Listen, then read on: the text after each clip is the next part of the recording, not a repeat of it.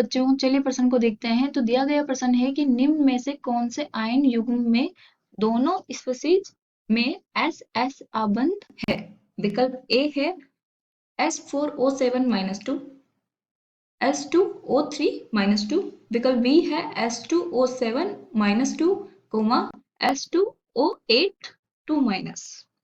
विकल्प सी है S4O6-2-, S2O3-2-। विकल्प डी है S4O6-2-, S2O7-2-। तो हमें बताना है कि जो हमें विकल्प में आयन युग्म दिए गए हैं उन दोनों में एस एस आबंध किसमें है। विकल्प हमें दिया गया है, हमें सही विकल्प का चुनाव करना है।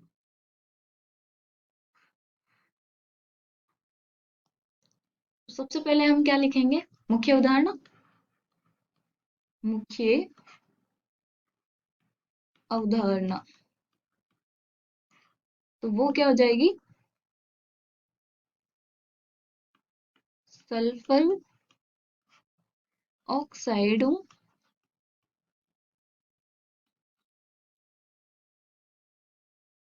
की संरचना।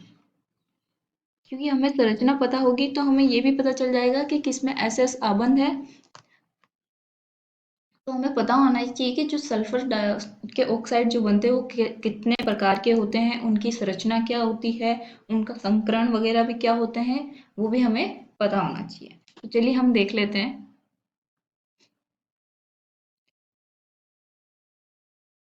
सबसे पहला ए क्या है, S4O7-2-। तो यहाँ से स्टार्ट करते हैं हम, S4O7-2-। तो इसमें क्या है, हमारे सल्फर 4 है, ऑक्सीजन 7 है। तो इसका जो हमारा सल्फर है वो एक ऑक्सीजन सल्फर, एक ऑक्सीजन सल्फर, ऑक्सीजन एंड ये सल्फर। तो ये 3 ऑक्सीजन हो गए, यहाँ एक ऑक्सीजन डबल बॉन्ड के साथ और एक माइनस, एक डबल बॉन्ड और एक माइनस। तो ये हो गई हमारी S4O7 की संरचना। तो इसमें एस एस बंध है नहीं है, ठीक है। तो अब हमें दूसरा वाला भी इसमें चेक करने की जरूरत नहीं है, लेकिन नीचे अब चेक करना है तो इससे अच्छा हम यही कर लेते हैं। तो S2O3-2-।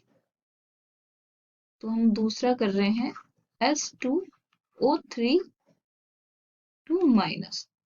तो इसमें क्या होता है कि जो हमारा S है वो एक डबल बॉन्ड के द्वारा S से जुड़ा रहता है और एक डबल बॉन्ड ऑक्सीजन O- और O-, ये रहता है। तो इसमें देखिए हमारे पास एस एस आबंध है। तो एस एस आबंध है, तो जिसके पास एस एस आबंध है उसको हम क्या करते हैं, यहाँ लिख देते हैं ताकि हमें उत्तर देखने में परेशानी ना हो। तो S2O3-2- में एस एस आबंध है, ठीक है।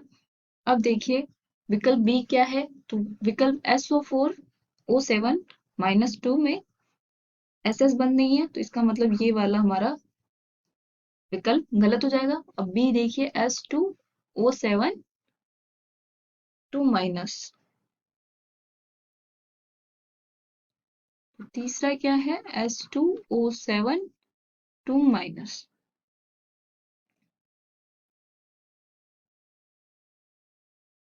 इसमें क्या होता है कि जो हमारा सल्फर होता है, ऑक्सीजन और सल्फर, इस पर double bond O, double bond O, O-, इस पे भी double bond O, double bond O, O-। तो ये हो गया हमारा S2O7। तो इसमें भी एस एस बंध नहीं है। अब हम देखते हैं चौथा। तो इसमें क्या है, S2O8-2-। तो इसमें क्या हुआ, S2O8-2- यानी कि इसमें एक ऑक्सीजन बढ़ा दिया गया। तो इसमें क्या होगा कि जो हमारा सल्फर है 2 ऑक्सीजन बीच में होंगे और वैसी की वैसी संरचना आ जाएगी जैसे S2O7 में। O O O-। तो इसमें भी एस एस बंध नहीं है, ठीक है, अब हम देखते हैं, तो इसका मतलब जो बी है वो भी हमारा सही उत्तर नहीं है। अब सी देखिए, S4O6 तो माइनस, तो 5 क्या हो जाएगा, S4O6 माइनस। इसमें क्या होगा कि जो हमारा सल्फर है वो सल्फर के साथ बंध बनाएगा, और जो सिरे वाले सल्फर है, किनारे वाले, उनके साथ ऑक्सीजन जुड़ेगा, 2 डबल बॉन्ड के साथ, एक सिंगल बॉन्ड के साथ। ये ऑक्सीजन, ये O माइनस।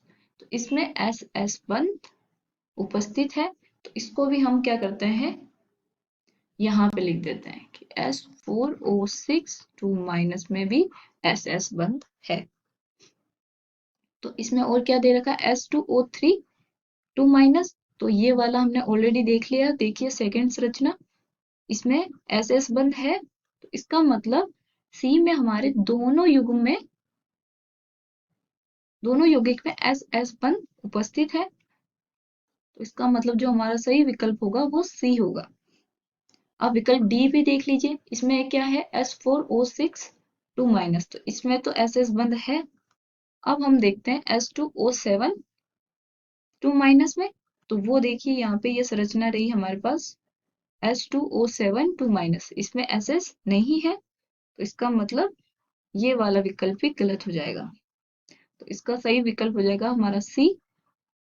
आशा करती हूँ आपको समझ में आया होगा। धन्यवाद।